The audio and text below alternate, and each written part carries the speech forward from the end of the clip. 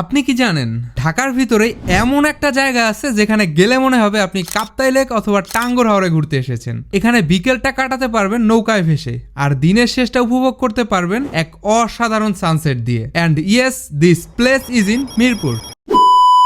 যাওয়ার জন্য Mirpur 1 Sony cinema hall বা আশেপাশের যে কোনো জায়গা থেকে সহজে রিক্সা পেয়ে যাবেন। রিক্সাওয়ালাকে বলবেন মিরপুর বেরিবাদ তামান্না পার্ক যাবেন। ভাড়া সাধারণত 80 থেকে 100 টাকার মধ্যেই। জায়গাটা ন্যাশনাল বোটানিক্যাল গার্ডেনের 3 নাম্বার পকেট গেটের ঠিক বিপরীত পাশে। তবুও যদি খুঁজে পেতে সমস্যা হয় তাহলে কমেন্ট বক্স চেক করুন, আমি গুগল ম্যাপ লোকেশন দিয়ে রেখেছি।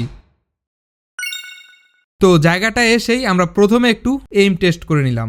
বন্ধু জিতু মারতেছে আবারও।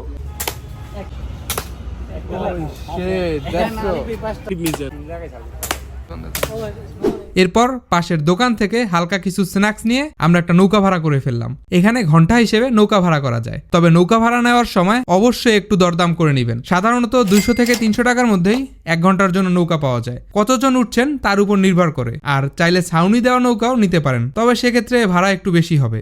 তো নৌকা নিয়ে আমরা বেরিয়ে পড়লাম নদীর বুকে। সত্যি বলতে যতই সামনে এগোচ্ছিলাম ততই মনে হচ্ছিল এটা যেন ঢাকার কোনো জায়গা না। চারপাশে সবুজ খোলা জলরাশি, হালকা বাতাস আর বন্ধুদের সাথে আড্ডা, সব মিলিয়ে একদম পারফেক্ট একটা বিকেল। আর যেদিন আমরা গিয়েছিলাম সেদিন ওয়েদারটা ছিল এক কথায় অসাধারণ। নীল আকাশ, সাদা মেঘ আর চারপাশের সবুজ মিলিয়ে প্রকৃতি যেন নিজের সেরা রূপে সেজেছিল। নৌকা ভ্রমণ শেষ করে আমরা বেরিবাদের ওয়াকিং স্পেস ধরে কিছুক্ষণ হাঁটলাম। এই জায়গাটা শুধু নৌকা ভ্রমণের জন্যই না, বিকেলের বাতাস উপভোগ করার জন্য দারুণ একটা জায়গা। আর তারপর দিনের সবচেয়ে সুন্দর মুহূর্তটা আমাদের জন্য অপেক্ষা করছিল। সূর্যটা ধীরে ধীরে ডুবে যাচ্ছিল, পুরো আকাশটাকে সোনালী রঙে রাঙিয়ে। অনেস্টলি এত সুন্দর একটা সানসেট ঢাকার ভিতরে দেখতে পারবো এটা সত্যি কল্পনা করিনি।